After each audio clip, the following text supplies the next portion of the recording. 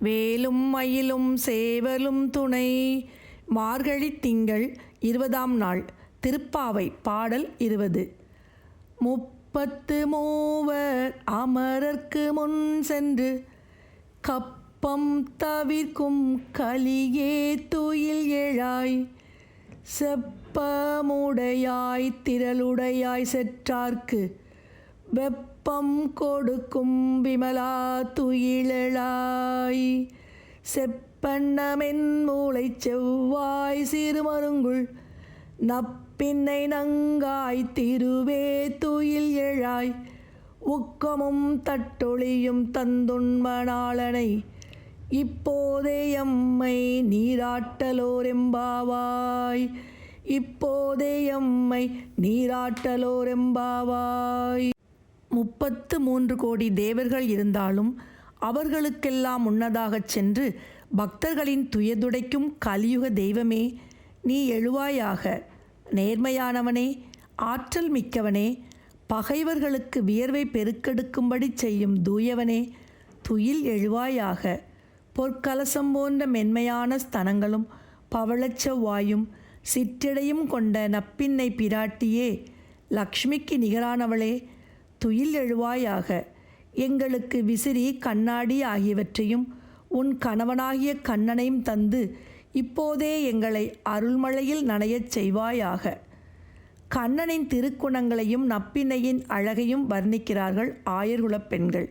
கண்ணன் கடவுள், அவர் எல்லோருக்கும் பொதுவானவன். நப்பின்னைக்கு மட்டும் சொந்தமானவர் என்று எடுத்துக்கொள்ள முடியாது என்பதால் அவனையும் கேட்கிறார்கள். உக்கமும் தட்டொழியும் ஆகிய விசிறியையும் கண்ணாடியையும் ஏன் கேட்கிறீர்கள்? விசிறினால் காற்று வரும், வீசுபவனுக்கு மட்டுமல்ல அருகில் உள்ளவனுக்கும் சேர்த்து. நம் செயல்பாடுகள் நமக்கு மட்டுமன்றி பிறருக்கும் பயன் தருவதாக அமைய வேண்டும் என்பது இதன் உட்கருத்து. கண்ணாடி உருவத்தை காட்டும், ஆனால் உருவத்தில் ஒட்டியுள்ள அழகையோ அழுக்கையோ தன்னில் ஒட்டிக்கொள்ளாது.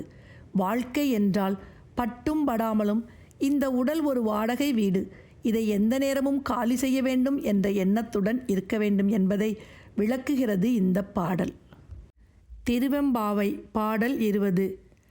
போற்றி அருளுகனின் ஆதியாம் பாதமலர், போற்றி அருளுகனின் நந்தமாம் செந்தளிர்கள், போற்றி எல்லா உயிர்க்கும் தோற்றமாம் பொற்பாதம், போற்றி எல்லா உயிர்க்கும் போகமாம் பூங்கழல்கள், போற்றி எல்லா உயிர்க்கும் தோற்றமாம் பொற்பாதம், போற்றி எல்லா உயிர்க்கும் போகமாம் பூங்கழல்கள், போற்றி எல்லா உயிர்க்கும் ஈராம் இணையடிகள், போற்றிமால் நான்முகனும் காணாத புண்டரிகம், போற்றியாம் உய்ய ஆட்கொண்டருளும் பொன்மலர்கள், போற்றியாம் உய்ய ஆட்கொண்டருளும் பொன்மலர்கள், போற்றியாம் மார்கழி நீராடேலோரெம்பாவாய். போற்றியாம் மார்கழி நீராடேலோரெம்பாவாய். சிவபெருமானே, எல்லாவற்றுக்கும் முதலாவதான உன் பாத மலர்களை வணங்குகின்றோம். எல்லாவற்றுக்கும் முடிவாகியும் உள்ள உன் மென்மையான திருவடிகளை பணிகின்றோம். எல்லா உயிர்களையும் படைக்கின்ற உன் பொற்பாதங்களை சரணடைகின்றோம். எல்லா உயிர்களுக்கும் வாழும் காலத்தில் இன்பமான வாழ்வு தரும் உன் மலரடிகளை பிரார்த்திக்கின்றோம். உயிர்களை அழித்து இறுதி காலத்தை தருகின்ற இணையற்ற காலடிகளை போற்றுகின்றோம். திருமாலாலும் பிரம்மாவாலும் காண முடியாத தாமரை பாதங்களை காண்பதில் நாங்கள் பெருமிதம் அடைகின்றோம். எங்களுக்கு பிறப்பற்ற நிலை தரும் பொன் போன்ற திருவடிகளை பற்றுகின்றோம். இவ்வாறு உன்னோடு ஐக்கியமாகி உன் நினைவுகளுடன் நீர்நிலைகளில் நீராடி மகிழ்கின்றோம். எங்களை காத்தருள்வாயாக. திருவெம்பாவையின் கடைசி பாடல் இது. இறைவனை வணங்கினால் மட்டும் போதுமா? மனம் ஓர் இடத்திலும் கைகள் மட்டும் வணங்கிய நிலையில் இருப்பதால் என்ன லாபம்? மாணிக்க வாசகர் தன் பார்வையை இறைவனின் முகத்தின் மீது செலுத்தினாரா? இல்லையே. சிவபெருமானது திருவடியை வைத்த கண் வாங்காமல் பார்க்கிறார். சிவபெருமானுடைய பாத தரிசனம் கிடைத்தால் போதும். வாழும்போதும் இன்பம், மறைவுக்கு பிறகும் இன்பம் என்கிறார் மாணிக்கவாசகர். போற்றி அருளுகனின் ஆதியாம் பாதமலர் போற்றி அருளுகனின் அந்தமாம் செந்தளிர்கள் போற்றி எல்லா உயிர்க்கும் தோற்றமாம் பொற்பாதம் போற்றி எல்லா உயிர்க்கும் போகமாம் பூங்கழல்கள் போற்றி எல்லா உயிர்க்கும் ஈராம் இணையடிகள் போற்றிமால் நான்முகனும் காணாத புண்டரிகம் போற்றியாம் உய்ய ஆட்கொண்டருளும் பொன்மலர்கள் போற்றியாம் மார்கழி நீராடேலோரெம்பாவாய். திருப்பள்ளி எழுச்சி. பாடல் 10.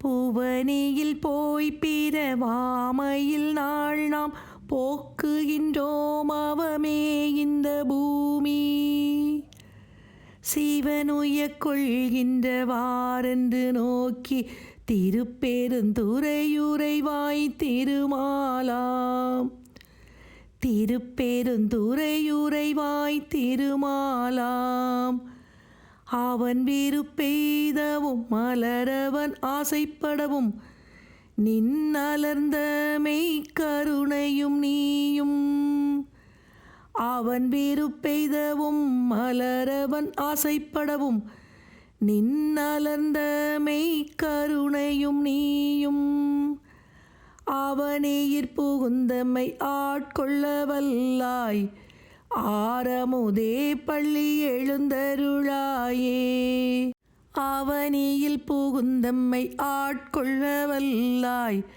ஆரமுதே பள்ளி எழுந்தருளாயே ஆரமுதே பள்ளி எழுந்தருளாயே.